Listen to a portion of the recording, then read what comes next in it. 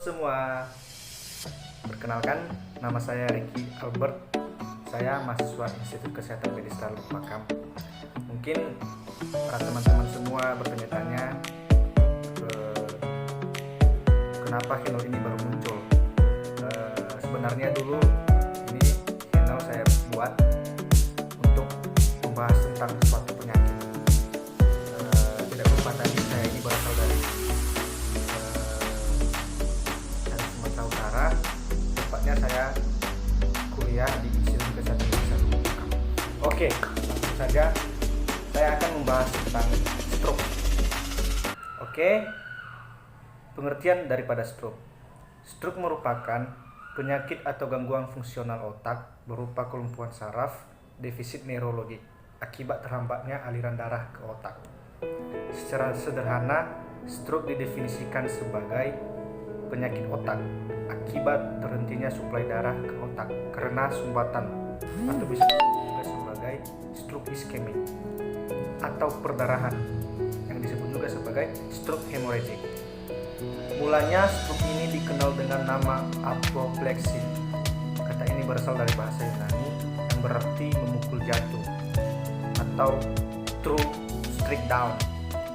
Dalam perkembangannya lalu dipakai istilah CVA atau cerebrovascular accident yang berarti suatu kecelakaan pada pembuluh darah dan otak.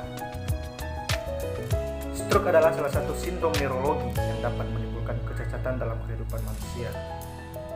Stroke adalah gangguan peredaran darah otak yang menyebabkan defisit neurologis mendadak sebagai akibat iskemik ataupun juga hemorrhagic, sirkulasi saraf pada otak. Baik, saya akan melanjutkannya, yaitu membahas tentang stroke hemorrhagic. Stroke hemorrhagic ini adalah pembuluh darah otak yang pecah sehingga menghambat aliran darah yang normal dan darah merembes ke dalam suatu daerah di otak dan kemudian merusak sel saraf pada otak.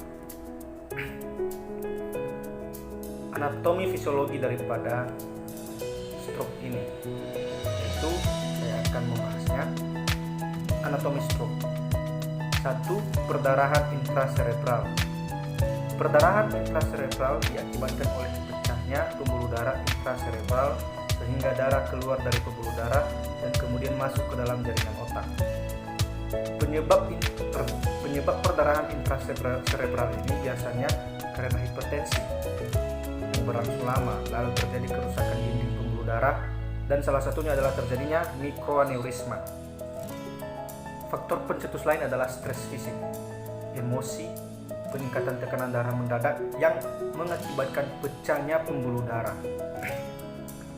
Sekitar 60-70% disebabkan oleh hipertensi, dan penyebab lainnya adalah deformitas pembuluh darah bawaan, kelainan koagulasi. Bahkan 70% kasus berakibat fatal, terutama apabila perdarahannya luas.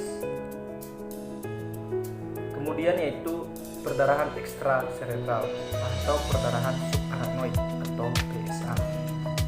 Perdarahan subarachnoid adalah masuknya darah ke ruang subarachnoid baik dari tempat lain, perdarahan subarachnoid sekunder, dan sumber perdarahan berasal dari rongga subarachnoid itu sendiri atau perdarahan subarachnoid primer. Penyebab yang paling sering dari PSA primer adalah robeknya aneurisma 51-75% dan sekitar 90% aneurisma penyebab PSA berupa aneurisma sakular kongenital, angioma 6-20%, gangguan koagulasi, diatronik atau obat koagulan. Kelainan hematologi, misalnya trombositopenia, leukemia, anemia aplastik, tumor, infeksi, misal vaskulitis, sifilis, ensefalitis, herpes simplex, mikosis, dan juga TBC. Idiopatik atau tidak diketahui 25%, serta trauma kepala. Sebagian kasus PSA terjadi tanpa sebab dari luar, tetapi sepertiga kasus terkait dengan stres mental dan fisik. Kegiatan fisik yang menonjol seperti mengangkat beban, menekuk, batuk atau bersin yang terlalu keras, mengejan, dan hubungan intim kadang bisa jadi penyebabnya. Baik, mari kita akan menjelaskan dari sudut pandang etiologinya. Terhalangnya suplai darah ke otak pada stroke perdarahan stroke hemorrhagic disebabkan oleh arteri yang mensuplai darah ke otak yang pecah. Penyebabnya misalnya tekanan darah yang mendadak tinggi, atau juga bisa diakibatkan oleh stres atau psikis berat. Peningkatan tekanan darah yang mendadak tinggi juga dapat disebabkan oleh trauma kepala atau peningkatan tekanan lainnya seperti menelan, batu keras, mengangkat beban, dan sebagainya. Pembuluh darah pecah umumnya karena arteri tersebut berdinding tipis berbentuk balon yang disebut aneurisma atau arteri yang lecet bekas plak aterosklerotik. Selain hal-hal yang disebutkan di atas, ada juga faktor-faktor lain yang bisa menyebabkan stroke, yaitu faktor resiko medis, arteriosklerosis atau disebut sebagai pengerasan pada pembuluh darah. Faktor resiko medis lainnya yaitu adanya riwayat stroke dalam keluarga. Tentunya ini adalah menyangkut daripada keturunan atau disebut daripada genetik. Kemudian adalah migrain. Migrain ini bisa sakit kepala bagian sebelah, depan, belakang. Masuk pada faktor resiko pelaku. Stroke sendiri bisa terjadi karena faktor resiko pelaku. Pelaku menerapkan gaya hidup dan pola makan yang tidak sehat. Hal ini terlihat pada kebiasaan merokok, mengonsumsi minuman bersoda dan beralkohol, suka menyantap makanan siap saji, kurangnya aktivitas gerak atau olahraga, suasana hati yang tidak nyaman seperti sering marah tanpa alasan yang jelas. Kemudian adalah faktor risiko yang dapat dimodifikasi, yaitu terbagi adanya hipertensi atau tekanan darah tinggi. Tekanan darah tinggi merupakan peluang terbesar terjadinya stroke. Hipertensi mengakibatkan adanya gangguan aliran darah yang mana diameter pembuluh darah akan mengecil sehingga darah yang mengalir ke otak pun berkurang. Dengan pengurangan aliran darah ke otak, maka otak kekurangan suplai oksigen dan glukosa. Lama-kelamaan jaringan otak akan mati. Kemudian setelahnya yaitu penyakit jantung. Penyakit jantung seperti koroner dan infak miokard, kematian otot jantung menjadi faktor terbesar terjadinya stroke. Jantung merupakan pusat aliran darah tubuh.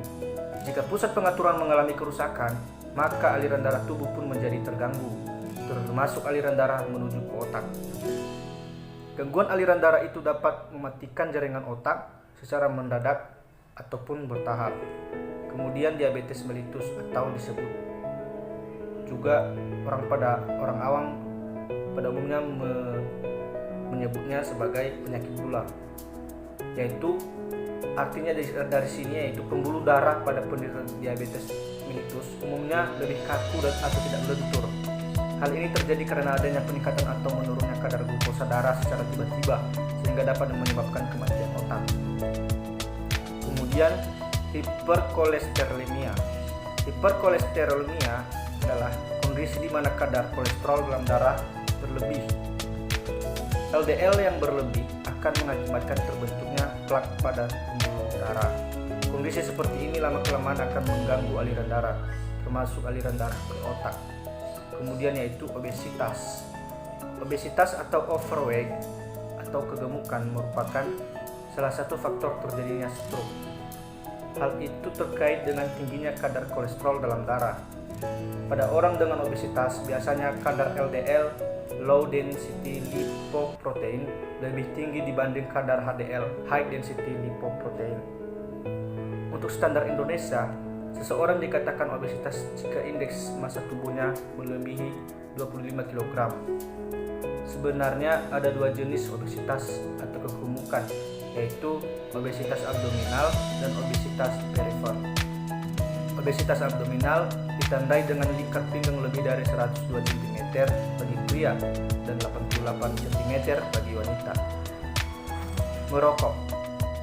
Menurut berbagai penelitian, diketahui bahwa orang-orang yang merokok mempunyai kadar fibrinogen darah yang lebih tinggi dibanding orang-orang yang tidak merokok. Peningkatan kadar fibrinogen mempermudah terjadinya penebalan pembuluh darah sehingga pembuluh darah menjadi sempit dan kaku.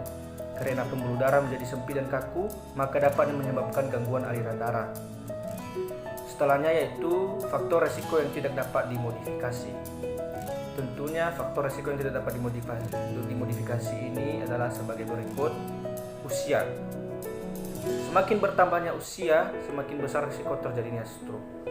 Hal ini terkait dengan degenerasi atau penuaan yang terjadi secara alami. Pada orang-orang lanjut usia, pembuluh darah lebih kaku karena banyak penimbunan plak. Penimbunan plak ini yang berlebih akan mengakibatkan berkurangnya aliran darah ke tubuh, termasuk otak. Setelahnya yaitu jenis kelamin. Dibanding dengan perempuan, laki-laki cenderung beresiko lebih besar mengalami stroke. Ini terkait bahwa laki-laki cenderung merokok. Bahaya terbesar dari rokok adalah merusak lapisan pembuluh darah pada tubuh. Kemudian yaitu riwayat pada keluarga. Jika salah satu pada anggota keluarga menderita stroke, maka kemungkinan juga dari keturunan keluarga ini atau tersebut itu dapat mengalami stroke. Orang dengan riwayat stroke pada keluarga memiliki risiko lebih besar untuk terkena stroke dibanding dengan orang yang tanpa riwayat stroke pada keluarganya. Setelahnya yaitu perbedaan ras.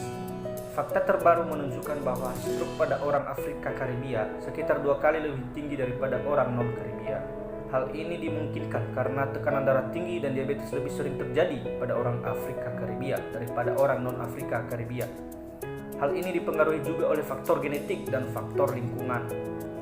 Manifestasi klinis. Manifestasi klinis stroke tergantung dari sisi atau bagian mana yang terkena. Rata-rata serangan, ukuran lesi, dan adanya sirkulasi kolateral. Pada stroke hemorrhagic, gejala klinis meliputi sebagai berikut: kelumpuhan wajah atau anggota badan sebelah yang disebut sebagai hemiparesis atau hemiplegia atau paralisis yang timbul secara mendadak. Kelumpuhan terjadi akibat adanya kerusakan pada area motorik di korteks bagian frontal. Kerusakan ini bersifat kontralateral, artinya jika terjadi kerusakan pada hemisfer kanan, maka kelumpuhan otot pada sebelah kiri. Pasien juga akan kehilangan kontrol otot pada voluntar dan sensorik, sehingga pasien tidak dapat melakukan ekstensi maupun fleksi. Kemudian adalah gangguan sensibilitas pada satu atau lebih anggota badan. Gangguan sensibilitas terjadi karena kerusakan sistem saraf otonom dan gangguan saraf sensorik. Penurunan kesadaran, konfusi, delirium, letargi, stupor atau koma terjadi akibat perdarahan, kerusakan otak, kemudian menekan pada batang otak, atau terjadinya gangguan metabolik otak akibat hipoksia. Afasia, kemudian adalah afasia, kesulitan dalam bicara. Afasia adalah defisit kemampuan komunikasi bicara, termasuk dalam membaca, menulis, dan memahami bahasa. Afasia terjadi jika terdapat kerusakan pada area pusat bicara primer yang berada pada hemisfer kiri dan biasanya terjadi pada stroke dengan gangguan pada arteri middle sebelah kiri. Afasia dibagi menjadi 3, yaitu afasia motorik. Afasia motorik atau ekspresif terjadi jika pada area Broca yang terletak pada lobus frontal otak. Pada afasia jenis ini, pasien dapat memahami lawan bicara, tetapi pasien tidak dapat mengungkapkan dan kesulitan dalam mengungkapkan bicara. Sensorik. Afasia sensorik terjadi karena kerusakan pada area Wernicke yang terletak pada lobus temporal. Pada afasia sensorik, pasien tidak dapat menerima stimulation atau stimulasi pendengaran, tetapi pasien mampu mengungkapkan pembicaraan, sehingga respon pembicaraan pasien tidak nyambung atau koheren. Afasia global. Pada afasia global, pasien dapat merespon pembicaraan, baik menerima maupun mengungkapkan pembicaraan. Dysarthria, bicara cedel atau pelo, merupakan kesulitan bicara terutama dalam artikulasi, sehingga ucapannya menjadi tidak jelas. Namun demikian, pasien dapat memahami pembicaraan, menulis, mendengarkan, maupun membaca. Dysarthria terjadi karena kerusakan nervus kranial sehingga terjadi kelemahan dari otot bibir, lidah, dan laring. Pasien juga dapat kesulitan dalam mengunyah dan menelan. Setelahnya yaitu gangguan penglihatan yang disebut dengan diplopia. Pasien dapat kehilangan penglihatan atau juga pandangan, menjadi ganda, gangguan lapang pandang pada salah satu sisi. Hal ini terjadi karena kerusakan pada lobus temporal atau parietal yang dapat menghambat serat saraf optik pada korteks occipital. Gangguan penglihatan juga dapat disebabkan karena kerusakan pada saraf kranial 3, 4, dan 6. Setelahnya yaitu disfagia. Disfagia atau kesulitan menelan terjadi karena kerusakan nervus kranial 9. Selama menelan, bolus didorong oleh lidah dan glottis menutup, kemudian makanan masuk ke esofagus. Setelahnya yaitu inkontinensia. Inkontinensia baik bowel maupun bladder sering terjadi karena terganggunya saraf yang mensarafi bladder dan bowel. Setelahnya yaitu vertigo. Mual, muntah, nyeri kepala itu juga terjadi karena peningkatan tekanan intrakranial, edema cerebri. Kemudian patofisiologi dan WOC pada stroke. Kita akan membahas tentang patofisiologinya pada otak. Patofisiologi otak adalah bagian tubuh yang sangat sensitif. Oksigen tidak dapat menyimpan kelebihan oksigen dalam glukosa seperti halnya pada otot. Meskipun berat otak sekitar 2% dari seluruh badan, namun menggunakan sekitar 25% suplai oksigen dan 70% glukosa. Jika aliran darah ke otak terhambat, maka akan terjadi iskemia dan terjadi gangguan metabolisme otak yang kemudian terjadi gangguan perfusi cerebral. Area otak di sekitar yang mengalami hipoperfusi disebut penumbra. Jika aliran darah ke otak terganggu lebih dari 30 detik, pasien mengalami tidak sadar dan dapat terjadi kerusakan jaringan otak yang permanen. Jika aliran darah ke otak terganggu lebih dari 4 menit, maka jaringan otak akan rusak. Untuk mempertahankan aliran darah ke otak, maka tubuh akan melakukan dua mekanisme tubuh, yaitu mekanisme anatomis dan mekanisme autoregulasi. Mekanisme anatomis berhubungan dengan suplai darah ke otak untuk pemenuhan kebutuhan oksigen dan glukosa. Sedangkan mekanisme autoregulasi adalah bagaimana otak melakukan mekanisme atau usaha sendiri dalam menjaga keseimbangan. Misalnya, jika terjadi hipoksemia, maka pembuluh darah otak akan mengalami vasodilatasi. Untuk mempertahankan aliran darah ke otak, maka tubuh akan melakukan dua mekanisme tubuh, yaitu mekanisme anatomis dan mekanisme autoregulasi. Mekanisme anatomis berhubungan dengan suplai darah ke otak untuk pemenuhan kebutuhan oksigen dan glukosa. Sedangkan mekanisme autoregulasi adalah bagaimana otak melakukan mekanisme atau usaha sendiri dalam menjaga keseimbangan. Misalnya, jika terjadi hipoksemia otak, maka pembuluh darah otak akan mengalami vasodilatasi. Saya akan membahas pada mekanisme.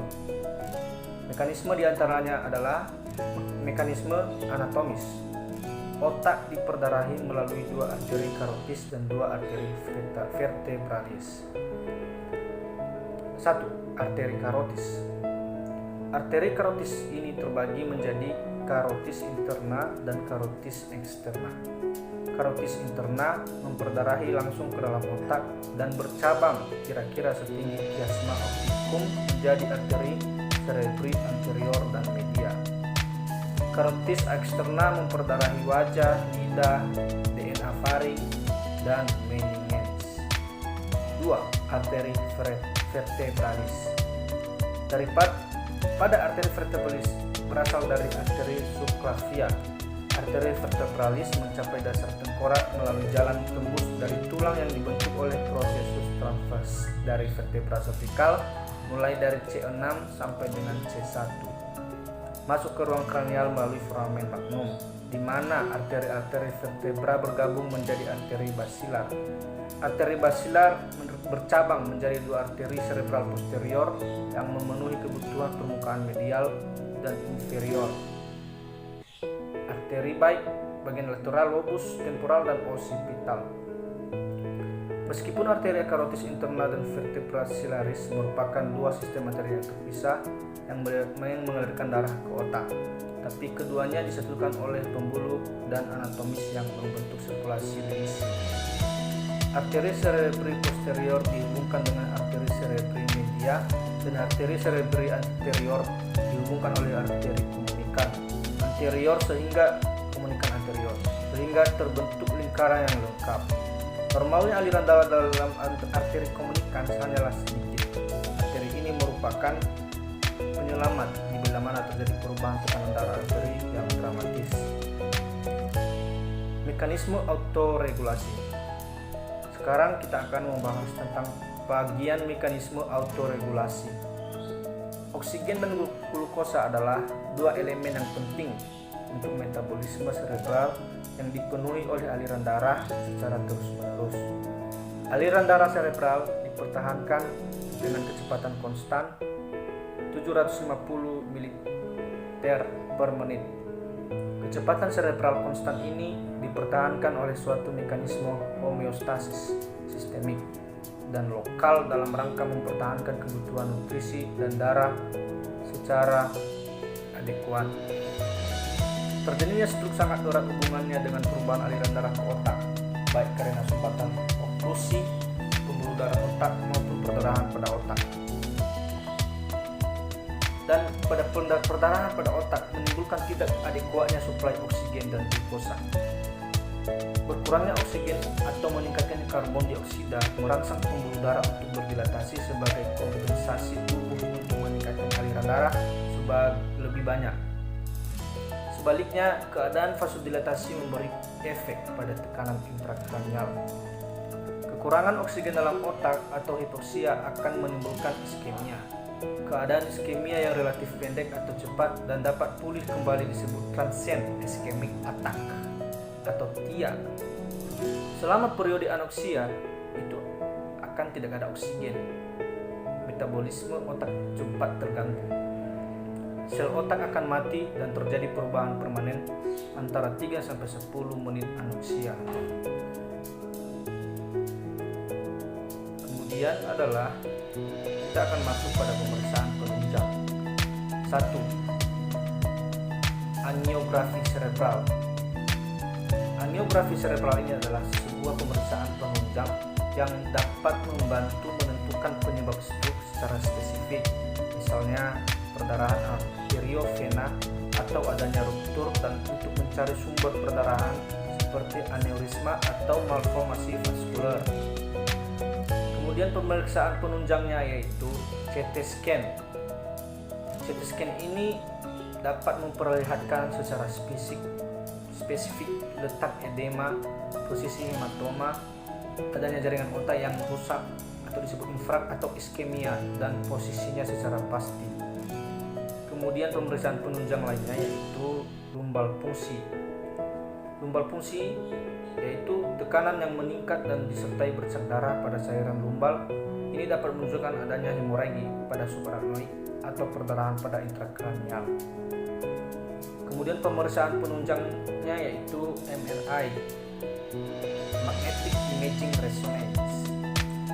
MRI ini dapat menentukan posisi dan besar atau luas terjadinya perdarahan otak. Hasil pemeriksaan biasanya didapatkan area yang mengalami lesi dan infark akibat darah hemoragik. Kemudian yaitu penunjang yang lainnya yaitu USG Doppler. USG Doppler ini dapat mengidentifikasi adanya penyakit arteriovena atau masalah sistem arteri karotis. Kemudian adalah penunjang pemeriksaan lainnya ada EEG. EEG ini berfungsi dapat melihat masalah yang timbul dan dampak dari jaringan yang infark atau rusak sehingga menurunnya impuls listrik dalam jaringan otak. Kemudian pemeriksaan penunjang lainnya yaitu sinar tengkorak. Sinar tengkorak ini juga dapat memberikan gambaran perubahan kelenjar lempeng pineal daerah yang berlawanan dari massa yang meluas. Kalsifikasi karotis internal terdapat pada trombosis cerebral. Kalsifikasi parsial dinding aneurisma pada perdarahan subarachnoid. Sekarang kita membahas pada penata laksanaan. 1. Penata laksanaan medis. Pembedahan dilakukan jika perdarahan cerebrum diameter lebih dari 3 cm atau volume lebih dari 50 liter. Untuk dekompresi atau pemasangan pintasan ventriculoperitoneal bila ada hidrosefalus obstruktif akut. Kemudian memberikan terapi obat-obatan. Terapi pengobatan tergantung dari jenis stroke. Misalnya adalah stroke hemorragik, antihipertensi, katropil antagonis kalsium, diuretik, manitol 20%, furosemide, antikonvulsan atau phenitolin. Ini adalah dari sebagian terapi obat-obatan. Kemudian adalah keperawatan. Pada fase akut, yaitu ada jenis daripada fase akut. Pertahankan jalan nafas, pemberian oksigen, penggunaan ventilator. Monitor peningkatan tekanan intrakranial, monitor fungsi pernapasan atau menganalisa gas darah. Monitor jantung dan tanda-tanda vital, pemeriksaan EKG. Evaluasi status cairan dan elektrolit. Kontrol kejang jika ada dengan pemberian antikonvulsan dan cegah risiko injuri. Lakukan pemasangan IGT untuk mengurangi kompresi lambung dan pemberian makanan. Cegah emboli paru dan tromboplenitis dengan antikoagulan. Monitor tanda-tanda neurologi seperti tingkat kesadaran, keadaan pupil, fungsi sensorik dan motorik, nervus kranial dan juga refleks. Fase rehabilitasi. Pertahankan nutrisi yang adekuat, program manajemen bladder dan bowel, mempertahankan keseimbangan tubuh dengan rentak gerak sendi atau ROM. Pertahankan integritas kulit. Pertahankan komunikasi yang efektif, pemenuhan kebutuhan sehari-hari, dan terakhir persiapan pasien pulang. Sekarang kita akan bahas tentang komplikasi. Hipoksia cerebral. Hipoksia cerebral diminimalkan dengan memberi oksigenasi darah adekuat ke otak. Fungsi otak bergantung pada ketersediaan oksigen yang dikirimkan ke jaringan. Penurunan aliran darah cerebral dan luasnya area cedera aliran darah cerebral bergantung pada tekanan darah, curah jantung dan integritas pembuluh darah cerebral. Hidrasi adekuat atau cairan intravena harus menjamin penurunan viskositas darah dan memperbaiki aliran darah cerebral. Hipertensi atau hipotensi ekstrim perlu dihindari untuk mencegah perubahan pada aliran darah cerebral dan potensi luasnya area cedera. Embolisme cerebral.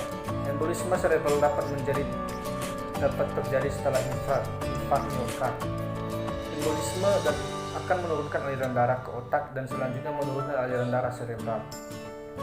Distripnia dapat mengakibatkan curah jantung yang tidak konsisten dan mematikan trombus lokal. Selain itu, distripnia dapat menyebabkan embolus cerebral dan harus diperbaiki. Kita akan membahas pada asuhan keperawatan teoritis.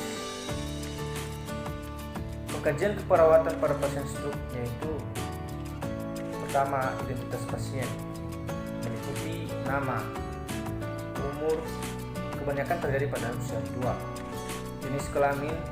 Biasanya stroke hemorragik ini banyak terjadi pada laki-laki, dikarenakan gaya hidup yang kurang kuat dan kurang sehat. Kemudian adalah pendidikan. Kalau dari segi pendidikan, penyakit stroke hemorragik tidak memandang pendidikan. Namanya penyakit bisa saja menyerang siapapun. Alamat. Pada bagian alamat, biasanya stroke ini banyak terjadi di daerah Sumatera Barat karena dari segi jenis makanan di Sumatera Barat banyak mengandung lemak atau kolesterol untuk memicu terjadinya penyakit stroke. Pekerjaan, agama, suku bangsa, tani, dan jam MRS meregister diagnosis dan diagnosis medis. Kemudian kita masuk pada keluhan utama. Keluhan yang didapatkan biasanya gangguan motorik, kelemahan anggota gerak sebelah badan, bicara pelok dan tidak dapat berkomunikasi, nyeri kepala, gangguan sensori, kejang, penurunan kesadaran, afasia, susah berkomunikasi, dan tidak dapat beradaptasi, susah untuk beradaptasi. Kemudian Kemudian kita akan masuk pada riwayat penyakit sekarang. Pada riwayat sekarang ini, riwayat penyakit sekarang, serangan stroke infart biasanya didahului dengan serangan awal yang tidak disadari oleh pasien. Biasanya akan ditemukan pada gejala awal yang sering kesemutan, rasa lemah pada anggota kurang. Selanjutnya adalah riwayat penyakit dahulu.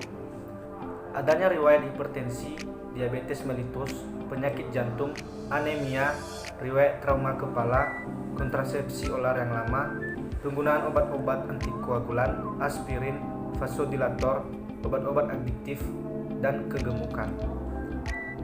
Setelahnya yaitu riwayat penyakit keluarga. Biasanya ada riwayat keluarga yang menderita hipertensi ataupun diabetes mellitus.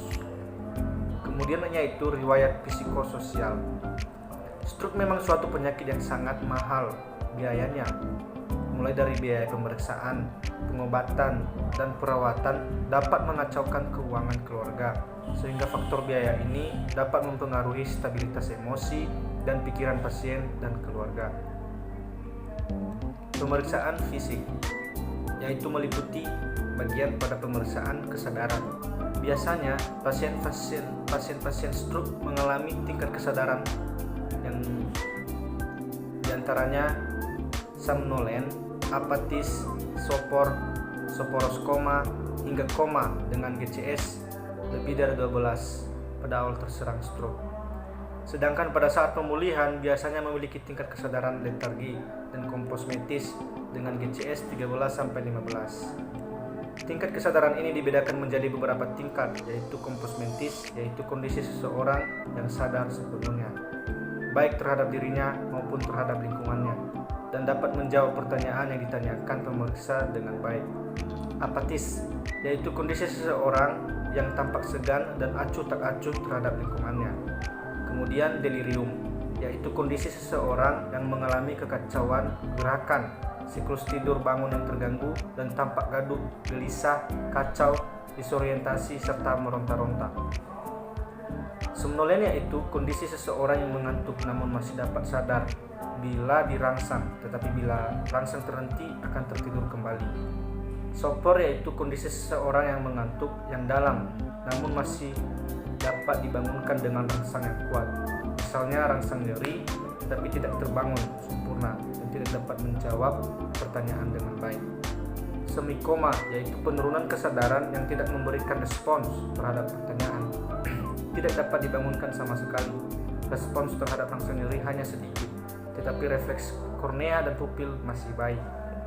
Koma yaitu penurunan kesadaran yang sangat dalam, memberikan respon terhadap pertanyaan, tidak ada gerakan, dan tidak ada respon terhadap rangsang nyeri. Kemudian nilai tingkat kesadaran GCS orang dewasa, berikut nilai acuan dalam penilaian GCS pada orang dewasa. I yaitu respon membuka mata. Nilai 1, tidak ada respon meskipun sudah dirangsang. Nilai 2, dengan rangsang nyeri, memberikan rangsangan nyeri, misalnya menekan kuku jari. Nilai 3, dengan rangsang suara, dilakukan dengan menyuruh pasien untuk membuka mata. Nilai 4, spontan atau membuka mata dengan sendirinya tanpa dirangsang. Kemudian verbal, respon verbal atau ucapan. Nilai 1, tidak ada respon. Nilai 2, suara tanpa arti atau mengerang. Nilai 3, mengucapkan kata-kata yang tidak jelas. Nilai 4, tampak bingung, berbicara mengacau atau berulang-ulang. Disorientasi tempat dan waktu. Nilai 5, orientasi baik, bicaranya jelas. Motorik atau gerakan. Nilai 1, tidak ada respon. Nilai 2, ekstensi abnormal. Salah satu tangan atau keduanya bergerak lurus atau ekstensi di sisi tubuh di saat diberi rangsang nyeri. Nilai 3, fleksi abnormal. Salah satu tangan atau keduanya menekuk saat diberi rangsang nyeri. Nilai 4, withdraws, menghindar atau menarik tubuh untuk menjauhi stimulus saat diberi rangsang nyeri. Nilai 5, melokalisir nyeri, menjangkau dan menjauhkan stimulus saat diberi rangsang nyeri. Nilai 6, mengikuti perintah pemeriksa. Kemudian yaitu kita akan membahas pada bagian tanda-tanda vital. Tekanan darah. Biasanya pasien dengan stroke hemorrhagic ini memiliki riwayat tekanan darah tinggi dengan tekanan sistol lebih dari 140 dan diastol kurang dari 80. Nadi. Biasanya pada penderita stroke nadinya normal dan bisa juga nadinya tinggi. Pernapasan. Biasanya pasien stroke hemorrhagic mengalami gangguan pada bersihan saluran napas atau pola pernapasannya ada gangguan. Kemudian adalah suhu. Biasanya tidak ada masalah suhu pada pasien dengan stroke hemorrhagic. Pemeriksaan fisik. Di antaranya rambut biasanya tidak ditemukan masalah. Wajah biasanya wajahnya pucat dan biasanya simetris. Pada pemeriksaan nervus kelima atau trigeminal, biasanya pasien bisa menyebutkan lokasi, ucapan, dan pada pasien koma. Ketika diusap kornea mata dengan kapas halus, klien akan menutup kelopak mata. Sedangkan pada nervus ketujuh atau disebut sebagai facialis, biasanya alis mata simetris, dapat mengangkat alis, mengernyitkan dahi, mengernyitkan hidung, menggembungkan pipi. Saat pasien menggembungkan pipi tidak simetris kiri dan kanan tergantung lokasi lemah, dan saat diminta mengunyah, pasien kesulitan untuk mengunyah. Mata biasanya konjungtiva tidak anemis, sklera tidak ikterik, pupil isokor, kelopak mata tidak buadem. Pada pemeriksaan nervus kedua atau yang disebut sebagai saraf optikus, biasanya luas pandang baik 90 derajat, visus 6/6. Pada nervus ketiga, yaitu disebut sebagai saraf oculomotoris, biasanya diameter pupil 2 mm per 2 mm, pupil kadang isokor dan anisokor. Palpebra dan refleks kedip dapat dinilai jika pasien bisa membuka mata. Nervus keempat atau disebut sebagai saraf trochlearis, biasanya pasien dapat mengikuti arah tangan perawat ke atas dan ke bawah. Kemudian yaitu nervus keenam, yaitu disebut sebagai abdusen. Biasanya hasilnya pasien dapat mengikuti arah tangan perawat ke kiri dan kanan. Kemudian hidung. Biasanya simetris kiri dan kanan, terpasang oksigen, tidak ada pernapasan kuping hidung. Pada pemeriksaan nervus ke-1 atau disebut sebagai saraf olfaktorius, kadang ada yang bisa menyebutkan bau yang diberikan perawat, namun ada juga yang tidak. Dan biasanya ketajaman penciuman antara kiri dan kanan berbeda, dan pada nervus ke-8 disebut sebagai saraf akustikus.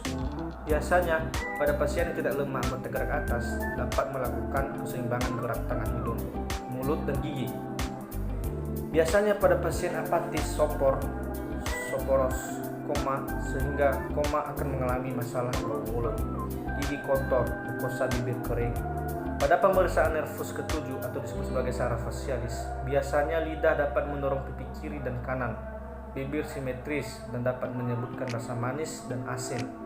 Pada nervus ke-9 atau disebut sebagai saraf glosopharyngeal, biasanya ovule yang terangkat tidak simetris, mencong ke arah bagian tubuh yang lemah, dan pasien dapat merasakan rasa asam dan pahit.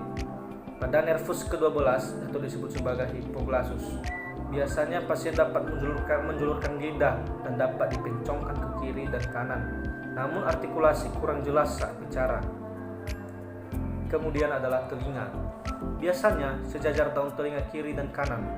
Pada pemeriksaan nervus ke-8 atau disebut sebagai saraf akustikus, biasanya pasien kurang bisa mendengarkan gesekan jari dari perawat, tergantung di mana lokasi kelemahan, dan pasien hanya dapat mendengar jika suara keras dan dengan artikulasi yang jelas.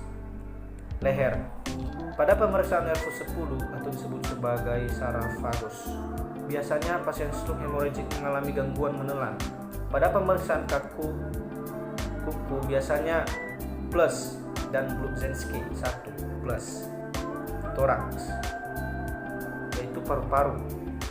Inspeksi, biasanya simetris kiri dan kanan. Palpasi, biasanya fremitus sama antara kiri dan kanan. Perkusi, biasanya bunyi normal atau sonor. Auskultasi, biasanya suara normal vesikular. Jantung, Inspeksi. Biasanya ictus cordis tidak terlihat. Palpasi. Biasanya ictus cordis teraba. Perkusi. Biasanya batas jantung normal. Auskultasi. Biasanya suara vesikular. Abdomen. Inspeksi. Biasanya simetris, tidak ada asites. Palpasi. Biasanya tidak ada pembesaran hepar. Perkusi. Biasanya terdapat suara timpani. Auskultasi. Biasanya bising usus pasien tidak terdengar. Pada pemeriksaan refleks di perut, pada saat perut pasien digores, biasanya pasien tidak merasakan apa-apa. Pada bagian ekstremitas atas, biasanya terpasang infus bagian dekstra atau sinistra. CRT biasanya normal, yaitu lebih dari 2 detik. Pada pemeriksaan nervus ke-9 atau saraf aksesorius, biasanya pasien stroke hemorrhagic tidak dapat melawan tahanan pada bahu yang diberikan perawat. Pada pemeriksaan refleks, biasanya saat siku diketuk tidak ada respon apa-apa dari siku. Tidak ada fleksi maupun ekstensi. Refleks bicep negatif. Dan pada pemeriksaan tricep respon tidak ada fleksi dan supinasi. Refleks bicep negatif, sedangkan pada pemeriksaan refleks Hoffmann-Trommer biasanya jari tidak menumbang ketika diberi refleks atau refleks Hoffmann-Trommer plus. Pada bagian ekstremitas bawah, pada pemeriksaan refleks biasanya saat pemeriksaan Blazinski 1, kaki kiri pasien fleksi, Blazinski plus. Pada saat telapak kaki digores, biasanya jari tidak dapat menumbang atau refleks Blazinski plus. Pada saat dorsum pedis digores, biasanya jari kaki juga tidak berespon atau refleks Kedok plus. Pada saat tulang kering diguruk dari atas ke bawah, biasanya tidak ada respon fleksi atau ekstensi, refleks Oppenheim plus. Dan pada saat betis diremas dengan kuat, biasanya pasien tidak merasakan apa-apa, refleks Broden pulse. Pada saat dilakukan refleks patella, biasanya femur tidak bereaksi saat diketukan, itu adalah refleks patella plus. Pembagian saraf kranial. 1. Nervus olfactory atau disebut juga adalah nervus pertama. Fungsi saraf sensorik untuk penciuman. Nervus olfactory ini lebih ke saraf yang mengatur pada penciuman. Cara pemeriksaan: pasien memejamkan mata, disuruh membedakan bau yang dirasakan. Misalnya yang dirasakan adalah kopi, teh, susu, dan lain-lainnya. Kemudian adalah nervus opticus atau nervus kedua. Fungsi daripada optikus ini yaitu untuk bagian saraf sensoriknya adalah untuk bagian penglihatan, untuk melihat. Cara pemeriksaan dengan Snellen Kerr dan periksa lapang pandang. Kemudian adalah nervus oculomotoris atau nervus ketiga, nervus trochlearis, nervus keempat, dan nervus abducens, nervus keenam dijaki bersama. Fungsi saraf motorik untuk mengangkat kelopak mata ke atas, kontriksi pupil, dan sebagian gerakan ekstraokular. Cara pemeriksaan: tes putaran bola mata, menggerakkan konjungtiva, refleks pupil, dan inspeksi kelopak mata. Kemudian nervus trochlearis atau nervus keempat. Fungsi saraf motorik, gerakan mata ke bawah dan ke dalam. Cara pemeriksaan sama seperti nervus ketiga. Kemudian adalah nervus trigeminus atau disebut sebagai nervus kelima. Fungsi saraf motorik, gerakan mengunyah, sensasi wajah, lidah, dan gigi, refleks kornea dan refleks kedip. Cara pemeriksaan: menggerakkan rahang ke semua sisi. Pasien memejamkan mata, sentuh dengan kapas pada dahi atau pipi, menyentuh permukaan kornea dengan kapas. Kemudian yaitu nervus abducens atau nervus ke-6. Fungsi saraf motorik, deviasi mata ke lateral. Cara pemeriksaan sama seperti nervus ketiga yang di atas. Kemudian nervus facialis atau nervus ke-7. Fungsi saraf motorik untuk ekspresi wajah. Cara pemeriksaan: senyum, bersiul, mengangkat alis mata, menutup kelopak mata dengan tahanan, menjulurkan lidah untuk membedakan gula dan garam. Kemudian adalah nervus vestibulocochlearis atau nervus ke-8. Fungsinya yaitu saraf sensorik, bagian pendengaran atau auditori, dan juga koordinasi yaitu keseimbangan. Cara pemeriksaan: tes Weber dan Rhein. Nervus glossopharyngeus atau nervus ke-9. Fungsi saraf ini bagian kesensorik dan motorik untuk sensasi rasa. Cara pemeriksaan membedakan rasa manis dan asam. Kemudian yaitu nervus vagus atau nervus ke-10. Fungsi saraf sensori dan pada saraf motorik. Refleks muntah dan menelan. Cara pemeriksaan menyentuh faring posterior, yaitu pasien menelan saliva, disuruh mengucap ah. Kemudian adalah nervus aksesoris nervus ke-9. Fungsi saraf motorik untuk menggerakkan bahu. Cara pemeriksaan suruh pasien untuk menggerakkan bahu dan lakukan tahanan sambil pasien melawan tahanan tersebut. Kemudian yaitu nervus hipoglossus. Fungsi saraf motorik untuk gerakan lidah. Cara pemeriksaan pasien disuruh menjulurkan lidah dan menggerakkan dari sisi ke sisi. Kemungkinan diagnosa yang muncul: ketidakefektifan perfusi jaringan serebral berhubungan dengan infark jaringan otak atau kerusakan pada jaringan otak, vasospasme serebral, edema serebral. Hambatan mobilitas fisik berhubungan dengan gangguan neuromuskuler. Defisit perawatan diri berhubungan dengan kelemahan neuromuskuler. Kerusakan komunikasi verbal berhubungan dengan kerusakan pada saraf atau neuromuskuler. Ketidakseimbangan nutrisi kurang dari kebutuhan tubuh. Kerusakan integritas kulit berhubungan dengan tirah baring yang lama.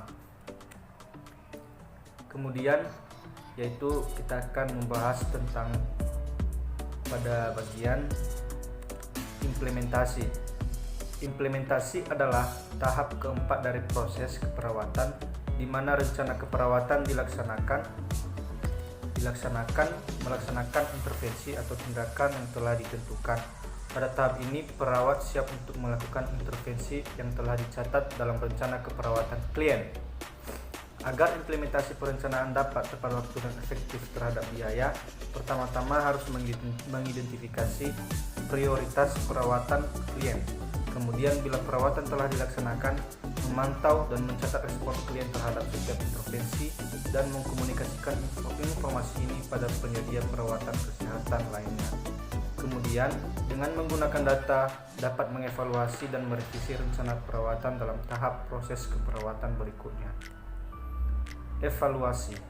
Pada tahap evaluasi ini menentukan kemajuan pasien terhadap pencapaian hasil yang diinginkan dan respon pasien terhadap keefektifan intervensi keperawatan, kemudian mengganti rencana perawatan jika diperlukan. Tahap akhir dari proses keperawatan, perawat mengevaluasi kemampuan pasien ke arah pencapaian. Kemudian pengkajian. Misalnya adalah identitas klien, nama atau inisial Nyonya M, umur 73 tahun, jenis kelamin perempuan, status nikah, agama Islam, pekerjaan tidak bekerja, pendidikan sekolah dasar, alamat Mandailing Natal, nomor MR 499189, ruang rawat neurologi, tanggal masuk 4 Juni 2018, tanggal pengkajian 7 Juni 2018.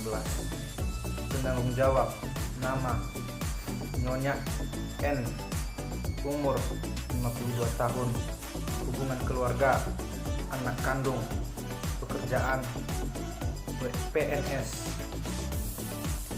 Alasan masuk: klien jatuh di kamar mandi pada hari Minggu tanggal 3 Juni 2018. Klien tidak sadarkan diri saat jatuh. Kemudian klien langsung dibawa ke RSUD Penyambungan dan dirujuk ke RSUD Dr. Ahmad Mokhtar Bukit Tinggi. Klien masuk melalui IGD instalasi gawat darurat pada tanggal 4 Juni 2018. Kemudian dibawa ke ruangan rawat inap neurologi dengan keluhan penurunan kesadaran, nyeri kepala, hasil TTV TD 190/110 mmHg, nadi 78 kali per menit, nafas 20 kali per menit, suhu 36 derajat Celcius. ICS somnolen E banding 3, V banding 2, M banding 3. Riwayat kesehatan sekarang. Pada saat ini dilakukan pengajian tanggal 7 Juni 2018 jam 9 WIB.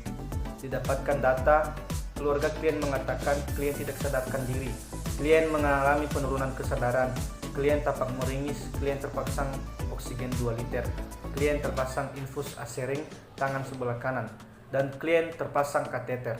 Klien terpasang monitor, dan juga keluarga klien mengatakan klien tidak bisa berbicara saat terjatuh dari kamar mandi.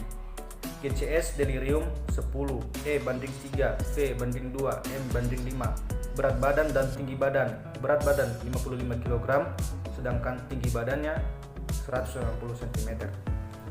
Tanda vital suhu 36 derajat Celcius. Pernapasan 29 kali per menit. Nadi 90 kali. Dan tensi atau tekanan darah 160 per 110 mmHg. Riwayat kesehatan dahulu. Keluarga klien mengatakan sebelumnya klien tak pernah mengalami penyakit yang sama dan juga belum pernah dirawat di rumah sakit. Klien juga mempunyai riwayat hipertensi sudah kurang lebih 20 tahun. Tensi darah klien pada 20 tahun yang lalu yaitu 180 per 90 mmHg. Riwayat kesehatan keluarga. Keluarga klien mengatakan tidak ada keluarga yang lain mengalami penyakit hipertensi, jantung, diabetes mellitus. Keterangan, keluarga A mempunyai dua orang anak pertama perempuan dan anak kedua juga perempuan. Keluarga B mempunyai dua orang juga, anak pertama laki-laki dan anak kedua perempuan. Kemudian anak pertama dari keluarga A menikah dengan anak pertama laki-laki dari keluarga B, mempunyai anak 5 orang. Anak pertama laki-laki, anak kedua perempuan, anak ketiga laki-laki, anak keempat perempuan, dan anak kelima laki-laki. Semua anaknya sudah menikah, dan klien sekarang tinggal serumah dengan anak nomor 4, ditandai dengan garis putus-putus yang tergambar pada genogram di atas. Pemeriksaan fisik. Dilakukan pemeriksaan pada hari Kamis tanggal 7 bulan Juni 2018 jam 9 WIB. GCS delirium 10, E banding 3, V banding 2, M banding 5. Berat badan dan tinggi badan. Berat badan 55 kg, sedangkan tinggi badan 160 cm. Tanda-tanda vital. Tekanan darah 160 per 110 mmHg, nadi 99 kali per menit, pernapasan 25 kali per menit, suhu atau temperatur 30 derajat Celcius. Kepala.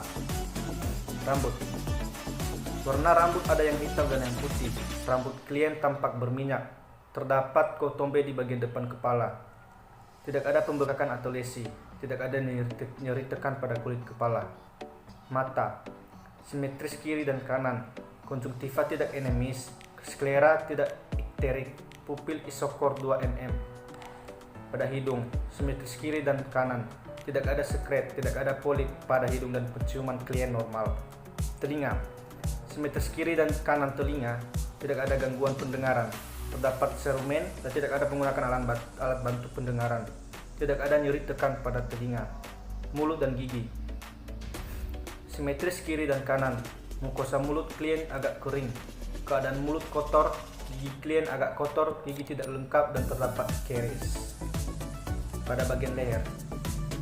Simetris kiri dan kanan. Tidak ada lesi atau kerusakan. Tidak ada kelenjar tiroid. Tidak ada nyeri tekan dan vena jugularis teraba, dan tidak ada teraba kelenjar tiroid. Toraks. Paru-paru.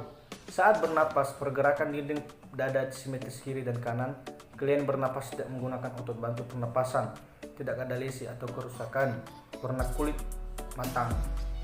Tidak ada terdapat nyeri tekan sekitar dada. Terdengar peka, suara nafas vesikular. Jantung. Dada simetris kiri dan kanan. Tidak ada tampak pembekakan sekitar dada. ICS tidak terlihat. Tidak ada rasa nyeri tekan sekitar dada. ICS teraba. Terdengar redup. Bunyi normal. Lubtub vesikular. Abdomen. Pada bagian abdomen, bentuk abdomen simetris kiri dan kanan. Warna kulit matang. Tidak ada asites. Perut klien tidak kembung. Tidak ada nyeri tekan pada abdomen. Tidak ada pembesaran hepar. Terdengar timpani. Bising usus terdengar normal 12 kali per menit. Punggung. Bentuk punggung simetris kiri dan kanan. Warna kulit matang. Tidak ada lesi. Tidak ada terdapat luka dekubitus. Tidak ada nyeri tekan pada punggung. Pada bagian ekstremitas atas, simetris kiri dan kanan, terpasang infus IVFD AC sering di sebelah kanan. Terdapat luka lecet di punggung tangan. Tidak terdapat edema dan tidak ada nyeri tekan. Ekstremitas bawah, simetris kiri dan kanan, terdapat luka lecet, tidak terdapat edema dan tidak ada nyeri tekan. Genitalia, klien tampak terpasang kateter. Integumen, tugor kulit elastis, warna kulit matang, mukosa kulit lembab. Pemeriksaan refleks fisiologi, refleks patella atau KPR. Adanya respons spontan saat diberikan pukulan pada lutut dengan menggunakan hammer. Refleks tricep TPR, tidak ada respons ekstensi lengan bawah pada sendi siku. Refleks bicep BPR, adanya respons fleksi dengan sendi siku. Refleks Achilles APR, adanya respon pada punggung kaki saat diberikan rangsangan pada mata kaki. Refleks patologi Oppenheim, adanya respon ekstensi ibu jari long leg dan pengembangan jari long leg lainnya saat diberikan rangsangan pada tulang ketiak. Debinski, adanya respon ekstensi ibu jari long leg lainnya saat diberikan rangsangan pada telapak tangan. Hoffman, adanya respon fleksi pada ibu jari, telunjuk dan jari lainnya saat diberikan goresan pada kuku jari tengah. Kesimpulan, hasil dari pemeriksaan pada klien Nyonya M terdapat gangguan pada refleks fisiologi yaitu refleks tricep atau TPR. Pemeriksaan nervus atau saraf. Nervus pertama, pada saat pengkajian tidak dapat pemeriksaan nervus olfaktorius karena klien mengalami penurunan kesadaran. Nervus kedua, pada saat dilakukan pengkajian, pemeriksaan nervus optikus klien tidak dapat membuka mata karena klien mengalami penurunan kesadaran. Pada bagian nervus ketiga, pada saat dilakukan pengkajian, pemeriksaan nervus troclearis klien tidak mampu melakukan pergerakan bola mata karena klien mengalami penurunan kesadaran. Pada nervus keempat, pada saat dilakukan pengkajian, pemeriksaan nervus oculomotorius yang disebut dengan nervus abduction, klien tidak mampu melakukan pergerakan lapang pandang dan tidak terhadap cahaya. Nervus kelima, pada saat dilakukan pengkajian, pemeriksaan nervus trigeminus, klien tidak bisa mengunyah makanan karena klien mengalami penurunan kesadaran. Nervus ketujuh, pada saat dilakukan pengkajian pemeriksaan nervus facialis, klien mampu menggerakkan otot wajah, terlihat saat klien meringis. Nervus ke-8, pada saat dilakukan pengkajian, pemeriksaan nervus vestibulocochlearis, klien tidak mampu mendengarkan perintah karena klien mengalami penurunan kesadaran. Kemudian adalah nervus ke-9 dan ke-10. Pada saat dilakukan pengkajian, pemeriksaan nervus glossopharyngeus dan nervus vagus, klien tidak mampu untuk membedakan rasa dan menelan makanan karena klien mengalami penurunan kesadaran. Nervus ke-11. Pada saat dilakukan pengkajian, pemeriksaan nervus accessoris, klien tidak mampu mengangkat bahu karena klien mengalami penurunan kesadaran. Pada saat dilakukan pengkajian, pemeriksaan nervus hypoglossus, klien tidak mampu mengeluarkan anak lidahnya karena klien mengalami penurunan kesadaran. Kemudian yaitu masuk pada riwayat alergi. Keluarga klien mengatakan kalau klien tidak ada alergi baik makanan dan minuman ataupun obat-obatan. Data psikologis. Keluarga klien mengatakan agar ibunya cepat sembuh dan berkumpul lagi bersama di rumah. Data sosial ekonomi.